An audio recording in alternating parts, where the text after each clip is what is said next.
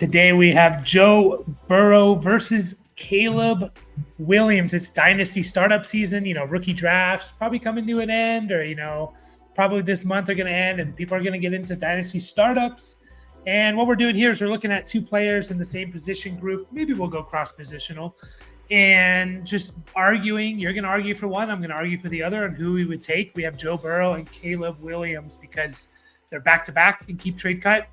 Burrow does have a significant, 200 points more in value, but still they are back-to-back in QB6 for Burrow, QB7 for Caleb Williams. So, Brian, I'm going to let you start, and I'm make an argument. You're in your Dynasty startup. Caleb's there. Burrow's there. Who are you taking? I took the Joe Burrow side on this one. It's a little easier for me to wrap my head around, like, all right, well, we've already seen him be good for multiple years. Like, obviously he has quite the injury history, especially last year, but I think that kind of can go in his favor a little bit anyways, like as far as like what he did last year. So he's played 10 games, 2,300 yards, 15 passing touchdowns, not a whole lot on the ground, right?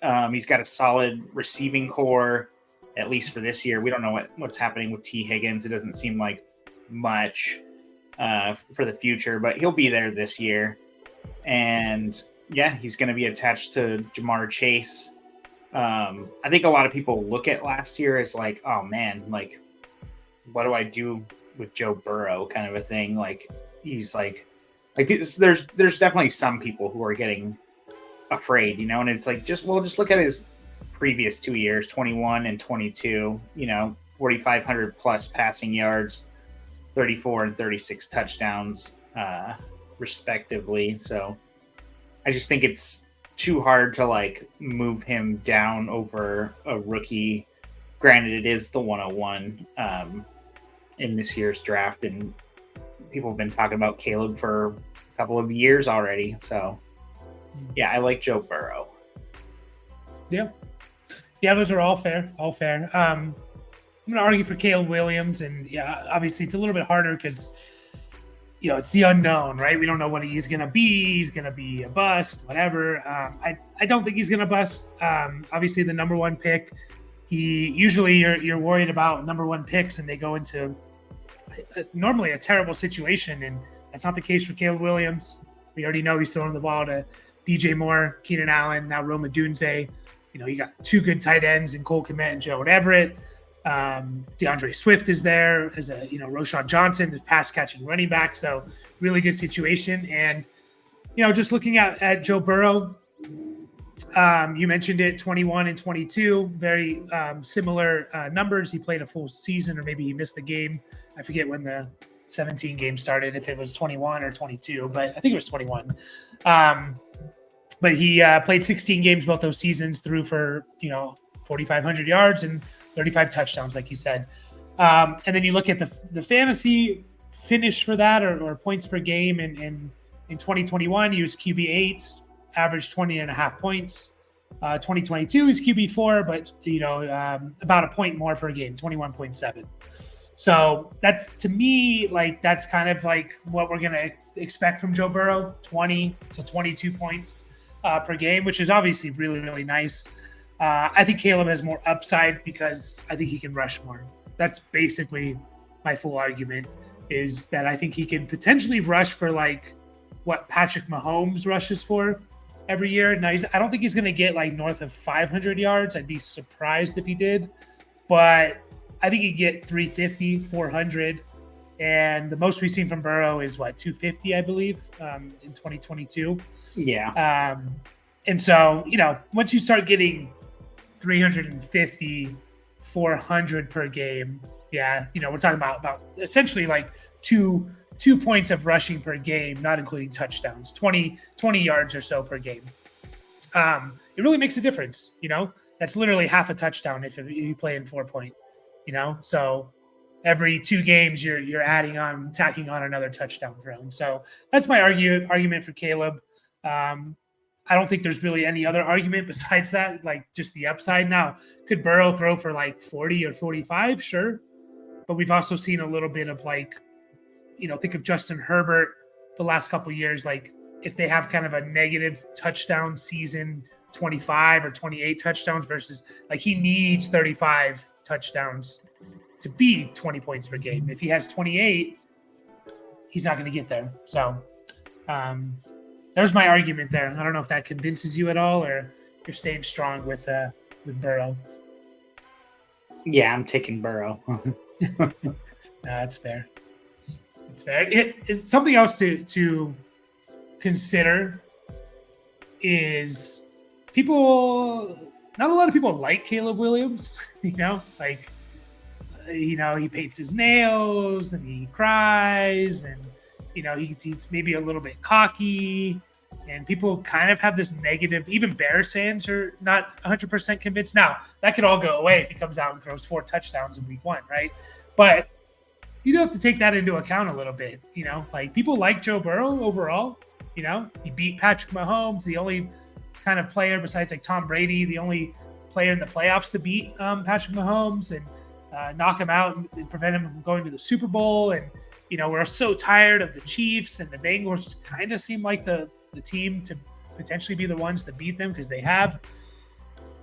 Do you take those kind of things into account at all when it comes to like, we're talking about QB 6 and 7. So obviously there's not a huge or bad choice, but you take those things into account when evaluating these guys sometimes?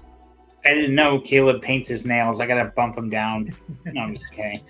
No, not really. I mean, I guess I really do think like, talented players are they're gonna supersede a lot of that stuff. Like public perception doesn't really affect my evaluation of them. Like now, if you ask Dad the same question, like I don't know what he'll say.